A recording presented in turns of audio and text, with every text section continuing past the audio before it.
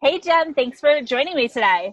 Thank you, Meg. I'm really excited to be here. Oh, I cannot wait. You are signed on to be one of our amazing speakers at the Become Influential Virtual Summit, which is taking place June 8th through 12th. And you are speaking on Monday, which is our day for mindset and self care, which really is the foundation for everything when it comes to entrepreneurship and online business and all of that good stuff.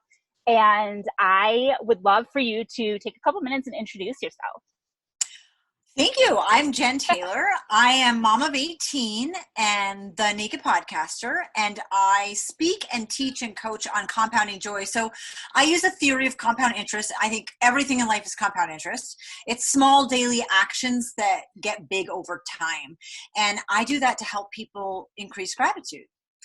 I did that because as I was speaking and all the training I've had, I was asked a lot to speak on conflict resolution and stress reduction and management. And I thought that's such a terrible way to look at things. Like life's super stressful and there's all this conflict, and it felt very much emergency room to me. Like this is a problem. It's a problem right now. We need to fix it. And although conflict and stress comes up and you do need to be able to kind of ER that, I think about things in a much more preventative medicine space where if you've done the things to build up the foundation over time, you have the attitude already fostered to be able to handle those things better when they happen. So kind of flipping the script on where we're coming from with conflict and stress. And that's kind of who I am. And it's kind of like, it sounds, taking the medical example, it's like preventative care. So it's like It's going to your preventative, physicals. You're yes. taking these steps to prepare you emotionally and mentally to handle the things that life is going to throw at you. Exactly. And I'm a very preventative medicine mindset type person. I want to do all the things that I can ahead of time to get me ready for, and I have a great physical example. I had a hysterectomy 16 years ago. I lost twins at 19 weeks and I ended up with 3 surgeries after. And it was really traumatic. And if I hadn't done all of the things that I had done on an ongoing basis to take care of my health, I can't imagine how much more difficult that would have been. So I really feel like everything in life is just as preventative medicine as we can do it. And a huge part of everything we do is our attitude. Kind of where we're coming from on an emotional level. We hear the word self-care a lot, oxygen mask on yourself, and all those things are 150% correct. So I want to give people the tools to get them there. And I have so many tools that, some are not going to work for some people and others are not going to work, but there are going to be at least 3 that are really going to work for you to get you in that right mindset. And then when those conflicts happen, you are just in such a better headspace to be able to take that on. And I think that's a really important point that you bring up, that something that works for one person isn't necessarily going to work for somebody else. But also, just because something didn't work for you once before doesn't mean nothing will work for you. So it's finding what is going to work for you, which I'm sure is influenced by so many aspects of your personality, like your past and your upbringing and all of that stuff. It was. I was brought up in tremendous dysfunction. So when you think about kids in foster care and everything that they've been through, that was me. I was that kid. We weren't in foster care, my sister and I. We should have been. I remember CPS visiting the house when I was about 10 or 11, and she drove away and I wondered why we weren't with her. It was very confusing to me because as a kid, things aren't right, but you don't really have a context to compare that to. And I felt like, well, maybe things weren't as wrong as I innately felt, and they really were. And that led me to, I went through infertility and I was able to give birth 4 times. But in my mind, I knew I was going to do foster care. Someone made a difference to me, my 3rd grade teacher, and I wanted to make a difference to other kids. And, we didn't expect 18 kids out of all of that. but I have a great example for that too. I wrote 1 book. And I was on a group podcast, and there was a woman who I'm friends with that had 17 books. Like, oh my gosh, what an incredible! I can't imagine writing 17 books. What an accomplishment! How do you even structure your time? How do you do it? And I have 1, but we're both called authors. And so with parents out there, it doesn't matter if you have 1 or I have 18, there's not a competition in number. What it is a collaboration and a connection. And so whether you have 1 or 18, you're called the same thing. We're all called parents, and it's not competitive.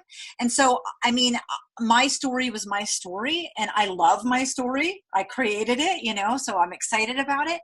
But yeah, definitely, if my 3rd grade teacher made such a significant difference in my life, then imagine what you can do in someone else's life. And so that started propelling me on the journey of having a better attitude and being more equipped. And then like having all these foster cares and having like tremendous, I used to train foster parents. So I was a foster parent for 12 years and then I became a trainer.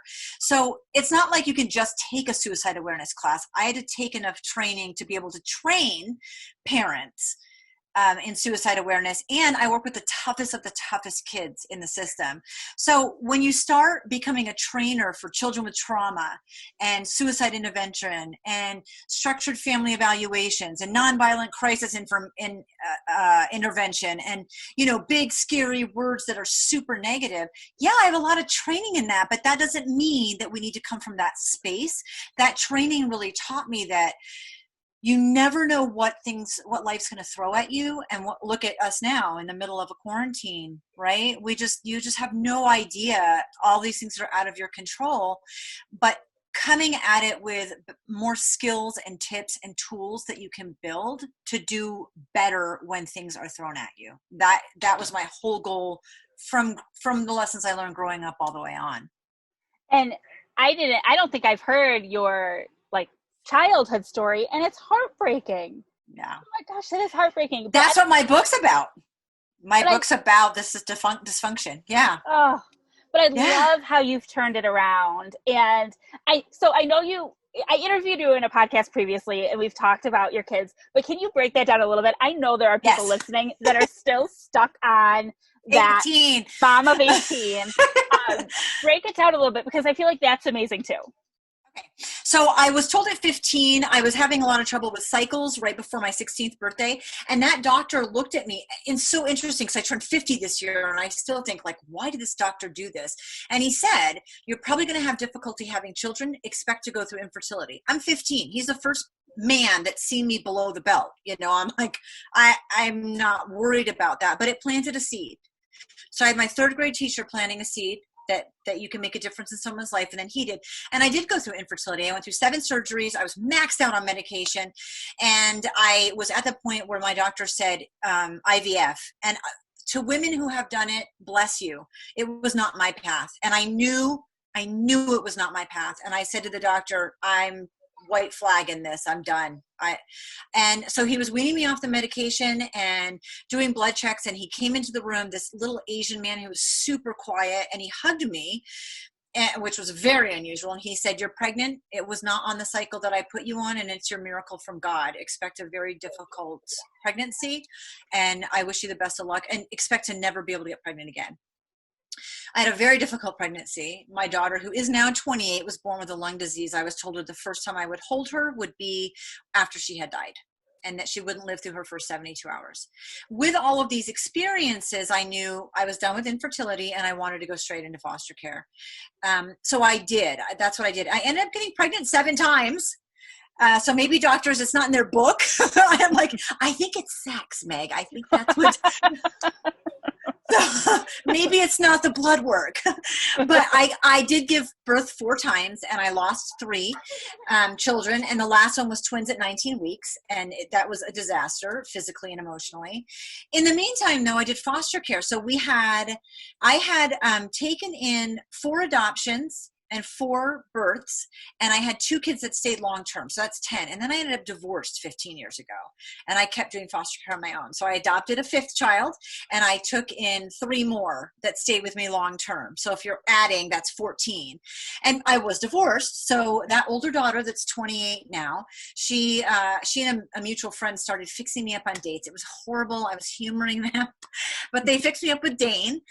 Dane and I, from the moment we've met, we've never not been together. He had 4 children and his wife died. So that's 18.